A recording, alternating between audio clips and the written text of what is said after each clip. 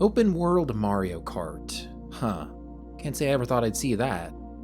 It's so weird to be in a Mario Kart game and not have other racers speeding by me or a timer counting up. I'm just existing. When we looked at Mario Kart 64, the most we could do was observe the track from within its boundaries. Now, we're given free rein to explore everything. What kind of spots have Nintendo hidden around this world outside of the tracks? Let's head out and discover it together. This is Mario Kart World, and welcome to Video Game World Tours.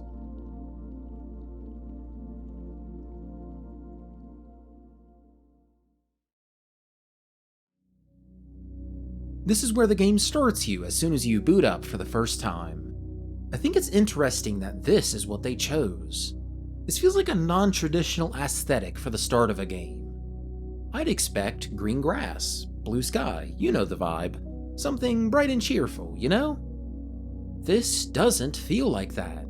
All this brown and orange is, I don't know, weird. It's very deserty. I guess they're going for a specific tone with this game. The karts and a lot of the design elements in Mario Kart 8 feel sleek, futuristic almost. Look at this kart here with the glowy blue lights. Super futuristic.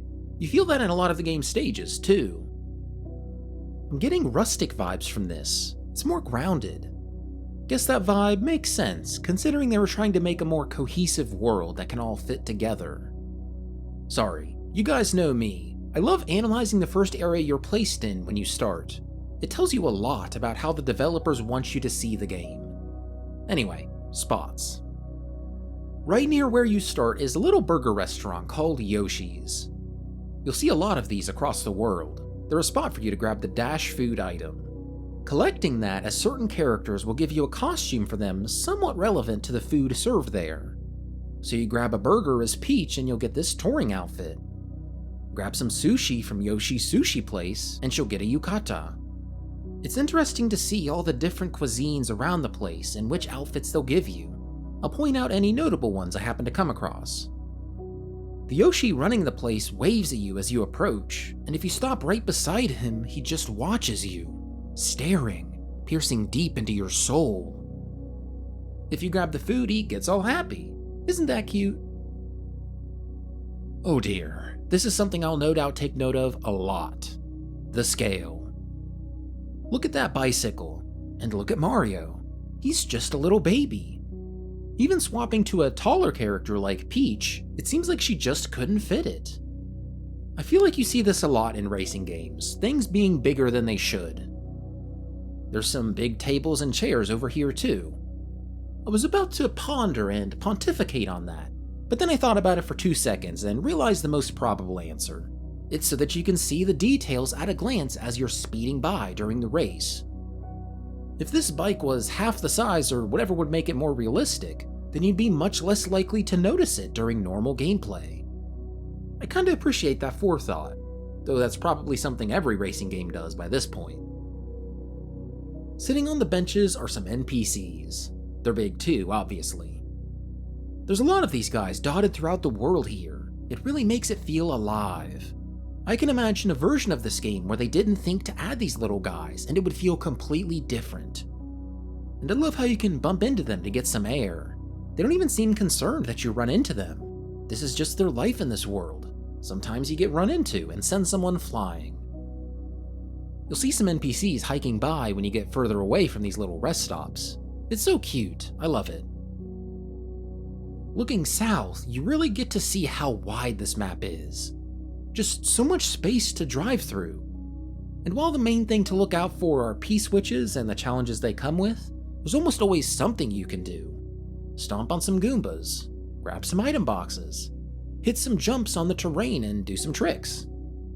And they even placed pointless little decorations around. Look at this water tower.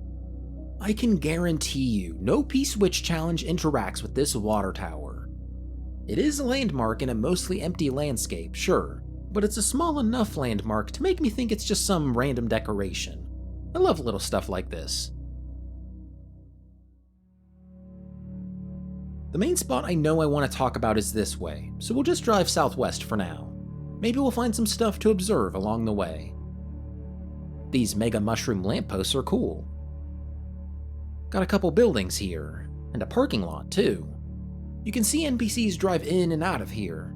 Sometimes they'll even get out of their car and start walking around. Who knows how far this fellow will go and if they'll ever come back to their car. Anyway, what buildings are these? Got a rent-a-car over here. And this is a motel? I don't buy it. This building doesn't have motel vibes. Thumbs up this comment if you think this doesn't have motel vibes. Ooh, a new Yoshi's place. They serve sweets. What outfit will we get? Pro Racer. Huh. Can't say I get that one. Guess the outfit isn't always relevant to the food. It's nice to just drive along and soak in the landscape. A bit of downtime is always appreciated. What outfit do we get here? Oh my god, that's a Super Mario Sunshine reference. Back from when you beat the game and that one guy would give you this cool shirt. Love to see some Sunshine representation in the Big 25. Here's the security gate. This is what would theoretically block you off from accessing the super important space behind it. Thankfully, anyone, including someone as unqualified as me, can just waltz on through.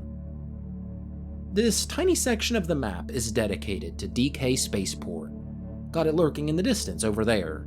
Don't worry, we'll get to it. I want to dabble around in the area surrounding it first.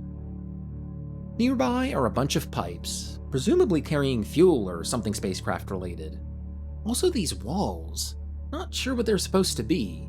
They're kind of placed near the pipes, so maybe they're protection for them? I can't say. Over here is a parking lot. I'm sure you'd need a lot of manpower to make a rocket that big. Sorry, creature power. A Koopa could be a rocket scientist. A truck labeled Nabbit Courier Service. I love how this game takes characters with their traits and integrates them into the world. This is something Nintendo was dabbling with in earlier Mario Karts. There's actually a page on the Mario Wiki documenting all the random companies in-universe. Bowser's Oil, Lemmy's Tire Service, Mario Motors. They work, but they're just kinda generic. This game takes that trope and really runs with it. They build character with them. Hammer Bros Repair Service. Yeah, that makes sense. Monty Mole Coal Mining Company. Yep. Waluigi Vintage Clothing? I guess that's not really an existing part of his character, but I love that addition to him. He would be one to dress really snazzy, wouldn't he? Anyway, Nabbit Courier Service. Cute. And over here are some big warehouses. Just look at how tall they are. I bet this is where they construct segments of the rocket. This whole little spot of the map is chill. No race will bring you here. It's completely out of the way. This could have been a nondescript hill, and the developers would have saved themselves time and resources. The only thing of note here is the start of a challenge, and it pretty quickly takes you out of this space. This part of the world exists purely for flavor, and I love it for that. Preston from the future here with a script change. I initially had a bit here talking about some random little raft with a white flag. I pointed out how it was weird and didn't have any purpose, but when I came back to record footage, it was gone. I guess there's some amount of randomization when it comes to stuff decorating the world. It's interesting to think that a little detail you take note of when driving by might not be there if you were to come by again. It makes it feel like a living world. I did find one of the rafts further out in the ocean though. Kind of a random thing to throw out as a decorative object for the sea. Does it imply a ship crashed nearby? Maybe it was caused by this whale. I bet not a lot of people have noticed this fella yet. There's probably a whole bunch of stuff in this game not a whole lot of people have seen. Anyway, back to your regularly scheduled programming. Let's get to talking about this building near the start of DK Spaceport. There's also a building.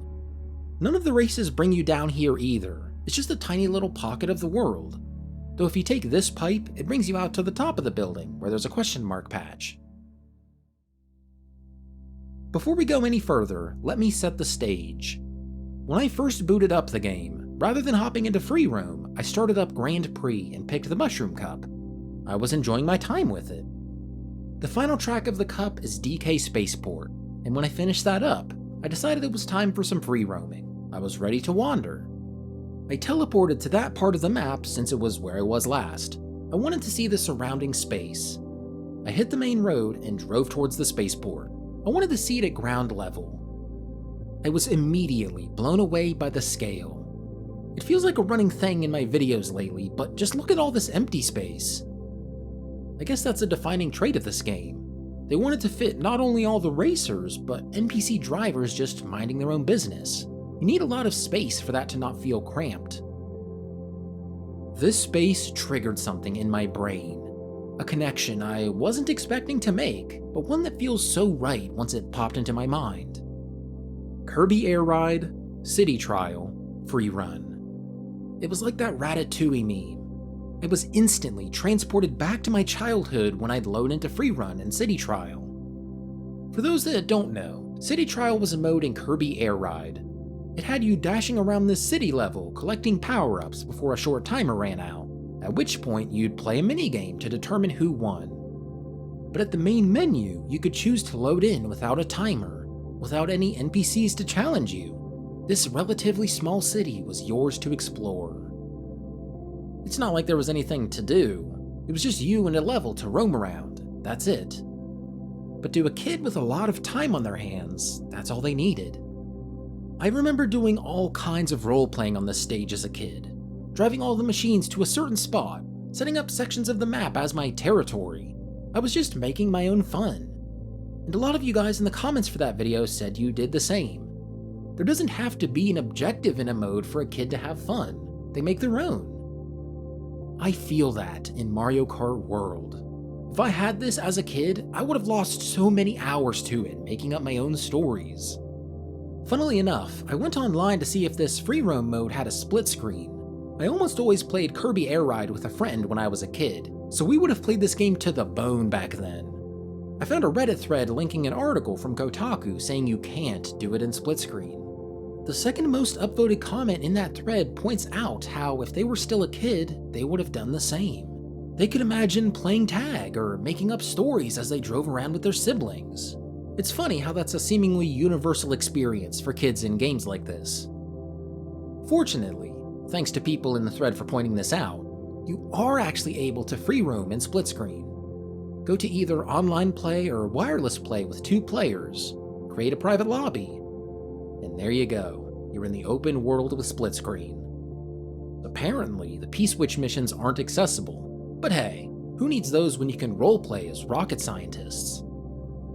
Seeing all this space that is most definitely not used during a race, it activated that childlike part of my brain. I could see into an alternate universe where I'm a kid in the current year, playing this and getting lost in the stories I create. I hope some kids are out there doing that right now, keeping that dream alive. This is just one tiny part of the map we've looked at.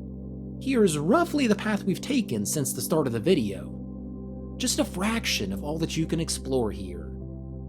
I knew I'd have to make a video on this game. I've traditionally been not a huge Mario Kart fan, big ups to Crash Team Racing, so I wasn't super excited to check this out, but man, they have really blown me away.